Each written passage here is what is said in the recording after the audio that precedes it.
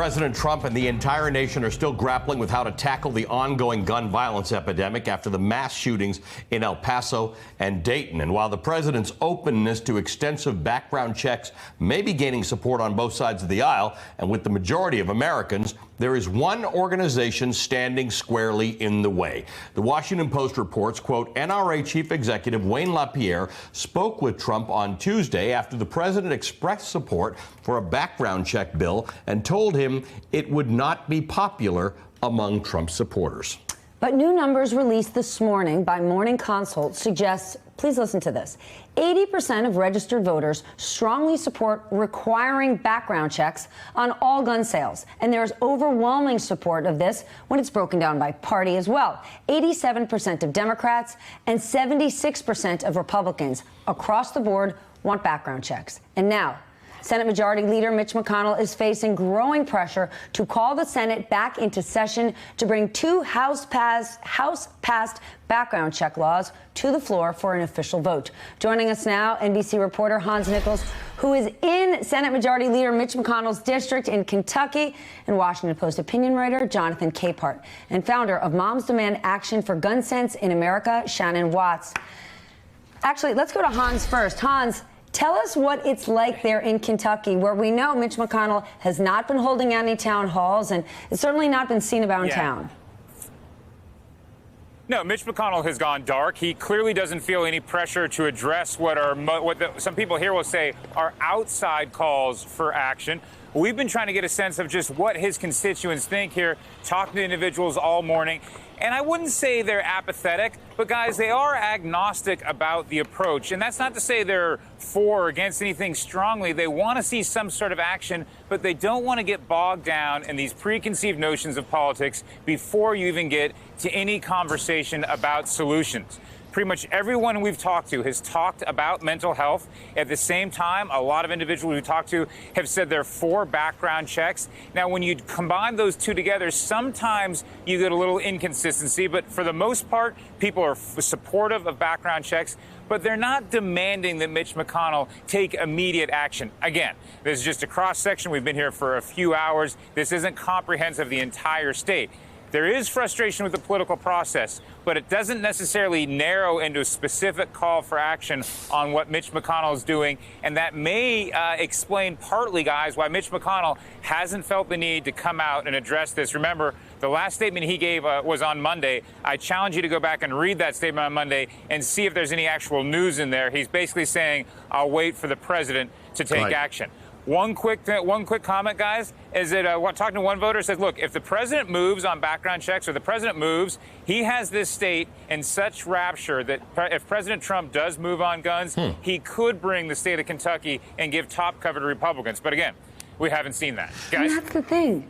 He has the trust of so much of gun-supporting America. He doesn't have need Wayne LaPierre to tell him what his supporters are. Donald Trump, the one thing about Donald Trump is he does know what his base looks like. He does know how to get them going. Jonathan, since these shootings, 5 Republican senators have publicly said that they're open to background checks. This is not the holy grail for people who are looking for more gun control. This is a basic entry point, but ultimately it's going to be up to the Senate to pass legislation on this because the House has. When you look at the polling data and the president's words, is there anything that makes you think this time might be different and the Senate might actually do something positive? No. We have been here so many times.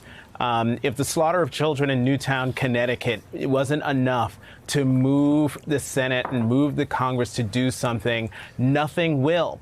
I keep going back to, as we go through to my mind, the third or fourth iteration of this conversation, I keep going back to a picture I saw in the newspaper of a Roosevelt Room meeting with President Trump seated next to a beaming Senator Dianne Feinstein of California. Her beaming caught my attention because I'm not used to seeing her smile so broadly. And why was she smiling so broadly? That was when the president of the United States, the Republican president of the United States, was hammering Republicans in the room, saying that they were afraid of the NRA and that, he was about doing something about guns. Maybe we should take the guns away. How about background checks? Saying all of these things that the senator herself had been pushing for decades. And what happened days later? Nothing. And so we are in this sort of Groundhog Day situation here. And in the end, it boils down to one person, and that's President Trump, as we've been talking about from the very beginning. If he were to stick by what seems to be his sort of gut instinct to go with background checks, we probably could get somewhere. But then Wayne LaPierre of the NRA gets into his ear and he backs down. The American people, as the poll numbers show, are and have been for a very long time in favor of background checks, in favor of doing something about gun safety legislation, and yet nothing moves because the NRA is whispering in the president's ear and the president gets spooked. Let's talk about that access the NRA has. Shannon, two things stand out to me. If all Americans are in support of being safe, we had three mass shootings in the last 2 weeks, and Wayne LaPierre, the head of the National Rifle Association, was able to dial up the president and have a direct conversation with him. You yourself are a major voice and force in terms of gun safety. This weekend, you are one of the people leading a forum where at least 10 of the Democratic contenders are showing up in Iowa to discuss gun safety. Could you pick up a phone and get the president to take your call the way Wayne LaPierre can? No, but I didn't give the president $30 million in his last election campaign. I'm a full-time volunteer and a mom. But you know, I disagree with this idea that nothing has happened since the Sandy Hook tragedy. So much has happened. We've passed so many state laws. We've stopped so many bad bills. We elected a gun sense majority in the House that actually has passed gun safety legislation this year. This is about the president deciding who he's going to listen to. Are we going to continue to let gun lobbyists write our gun laws, which has gotten us the 25 times higher gun homicide rate than any other developed nation?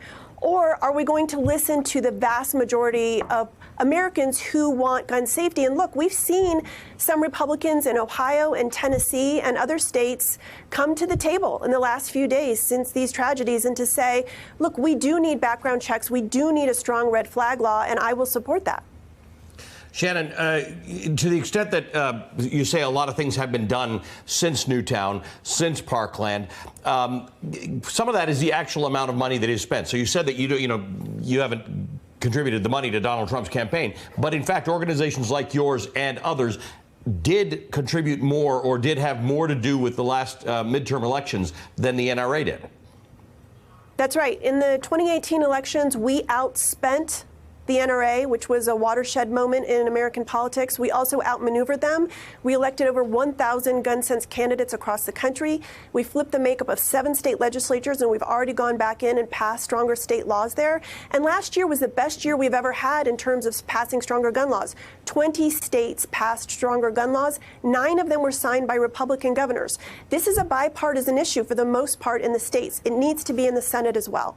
So, Jonathan, given all the facts that Shannon just pointed out, but still on a national level and the sentiment you shared moments ago that so many feel like nothing has been done, does anything significant happen with Mitch McConnell still in office? Right now, no. Senate Majority Leader Mitch McConnell is all about one thing, and that is power, and certainly maintaining Republican power within the Senate. At which time the Senate Majority Leader feels that his hold on power, Republican hold on power in the Senate, is in jeopardy, is the time when he will move on gun sense legislation that's been passed by the House and is sitting on the desk in the Senate. It's not that Congress hasn't done anything. It's not that the House hasn't passed legislation. It's that it has gone over to the Senate and the Senate is sitting on it, and the Senate Majority Leader in particular is sitting on it, not allowing it to come up for a vote because there's no political gain for him in doing so.